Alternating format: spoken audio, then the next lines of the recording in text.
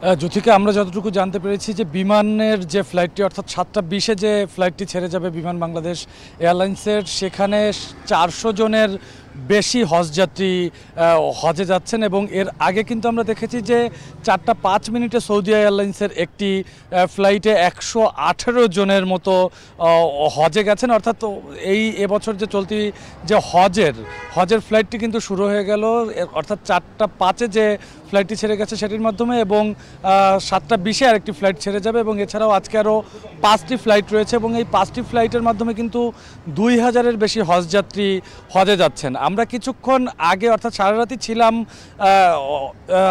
আশকোনা হজ ক্যাম্পে, এবং আশকোনা হজ ক্যাম্পে এবার আমরা দেখছি যে রোড টু মক্কা সার্ভিসের আওতায় এবার সৌদি আরবের ইমিগ্রেশন এবং লাগেজ ব্যবস্থাপনাটি কিন্তু সেখানেই হচ্ছে। আশকোনা হজ ক্যাম্পে হচ্ছে বিমান বাংলাদেশ, সৌদি এয়ারলাইন্স এবং ফ্লাইনাস এয়ারলাইন্স, অর্থাৎ এই 3টি এয়ারলাইন্সে করে এবার হজযাত্রী পরিবহন করা হবে। এবং সেই হজযাত্রী যারা যাবেন তারা আশকোনাতেই তাদেরকে 6 ঘন্টা আগে এসে উপস্থিত হতে বলা হয়েছে, এবং সেখানেই কিন্তু আমরা দেখেছি যে তাদের ইমিগ্রেশন এবং লাগেজের যে ব্যবস্থাপনাটি সেটি সেখানেই হয়েছে। আর কিছুক্ষণ আগে ধর্মমন্ত্রী ব্রিফিং করেছেন এই বিমান বাংলাদেশ এয়ারলাইন্সের প্রথম ফ্লাইটটি উপলক্ষে, এবং সেখানে তিনি বলেছেন যে বিমানে ওঠা থেকে শুরু করে সৌদি আরব গিয়ে সেখানে হজ পালন এবং তারপর যে ফিরতি ফ্লাইট যেগুলো রয়েছে সব কিছুতেই কিন্তু এই সংশ্লিষ্ট যারা রয়েছে তাদেরকে হাজিদের প্রতি আন্তরিক হবার আহ্বান জানিয়েছেন ধর্মমন্ত্রী। এবং একই সঙ্গে তিনি জানিয়েছেন যে যেহেতু বাংলাদেশ থেকে যারা হজে যান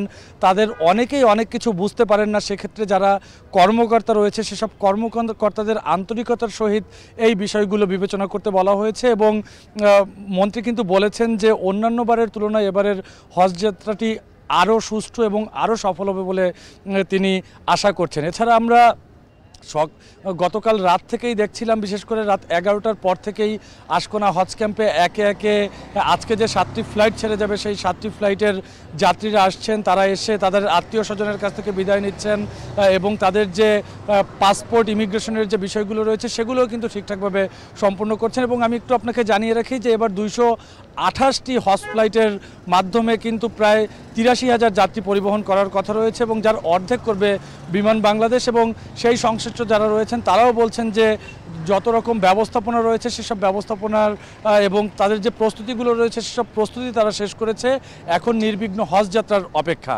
এই ছিল শাহজালাল আন্তর্জাতিক বিমানবন্দর থেকে আমার কাছে সবশেষ। যুথিকা। শাহজালাল আন্তর্জাতিক বিমানবন্দর থেকে হজ যাত্রীদের খবর জানাচ্ছিলেন সহকর্মী রকিবুল রাহাত।